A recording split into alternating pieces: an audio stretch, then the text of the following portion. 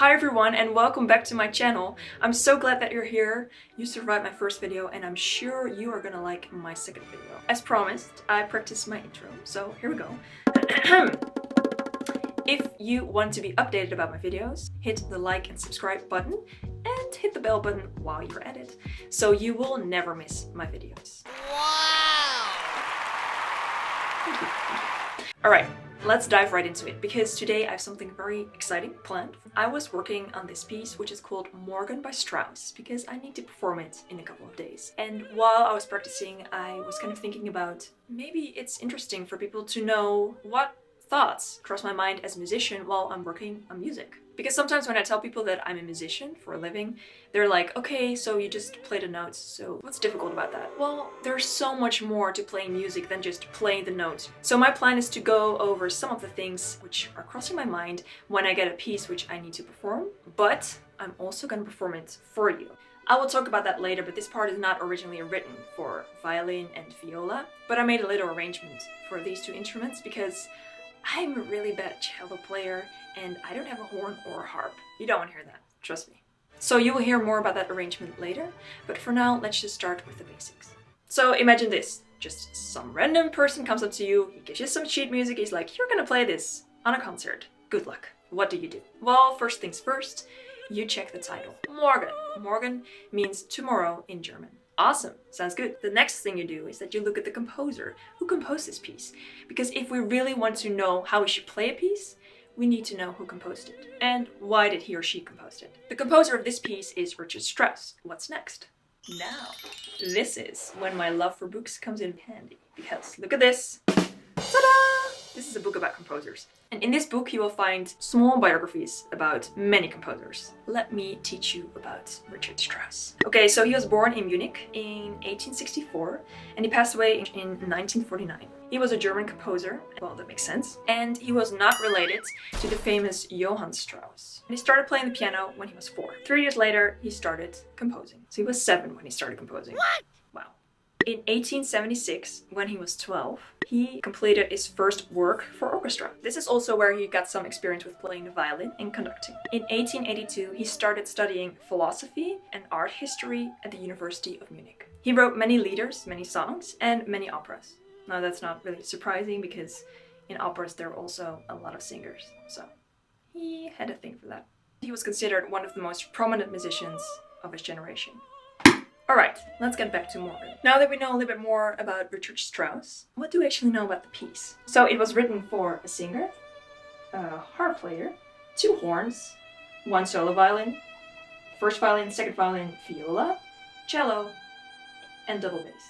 So if there's a singer involved, there should be lyrics. The lyrics itself are in German, but I found a translation. It goes like this. And tomorrow the sun will shine again, and on the path that I shall take, it will unite us, happy once again, amid this same sun-breathing earth. And to the shore, broad, blue-waved, we shall quietly and slowly descend. Speechless, we shall gaze into each other's eyes, and the speechless silence of bliss shall fall on us. That's really good. Did he write it? No, he did not. It was written by John Henry Mackay. So this text is so romantic. Why did he choose to use it? Well, he wrote it as a wedding present for his wife. That's a pretty nice wedding gift. Alright, so we're talking about love, we're talking about a wedding present, we're talking about l'amour. The feeling of wanting to be close to someone. Maybe a little bit of fear. Alright, so if we look at the music, the solo violin starts off. And there is immediately one high point. This is the highest note in this phrase. After that note, we go down. And then we go even more down. And then we start over. And we climb up. We go even further to the highest note. And then we go down again. And this is the point where the singer enters. So basically my job is to set the setting. I need to create the atmosphere in which the singer can just float. Challenge accepted. Okay, so what else can we learn from the score? It says slow, langsam. Love, how would you describe love? Perhaps thinking about like a diamond helps. If a light beam hits a diamond, so many colors become visible and it goes in every direction. Maybe that's kind of what being in a marriage is like. Constantly trying to bring that light beam to life so the diamond, the marriage, can shine. But if you just start it, this light is not yet there. So if I'm gonna start this piece, it should probably not be too brutal. I can start it like this. Maybe I should be a little bit more careful. Maybe some vibrato. If I'm not playing with vibrato, it would sound like this. And with.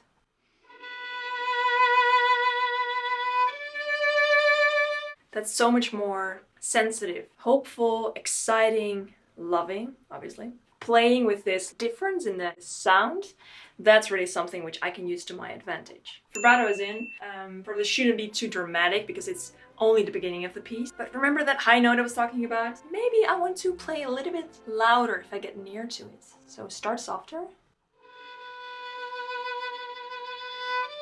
Become louder.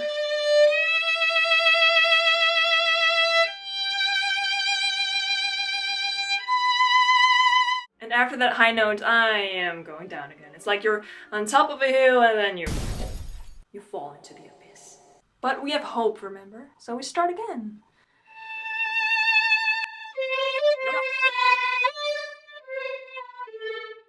So we reach another low point. And from this moment on, we're gonna climb upwards. Alright, so now we're gonna go to the next section, which is basically just a huge build-up. Now we're kind of getting ready for the voice to enter. While I'm going downwards with my notes, she's going upwards, and we kind of like meet somewhere in the middle. The tension should still be there once she enters. Now how do you do that? Great question. You can do that with using more bow. You can do that with using less vibrato. You can do that with not pressing as hard into the string. And there's actually one aspect I haven't talked about yet, which is timing, because I can take a lot of time if I want to.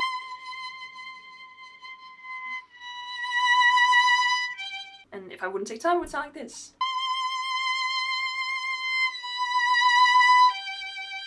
I think both of these options are possible, but I like things to stretch a little bit, so I think I'm gonna take a little bit of time.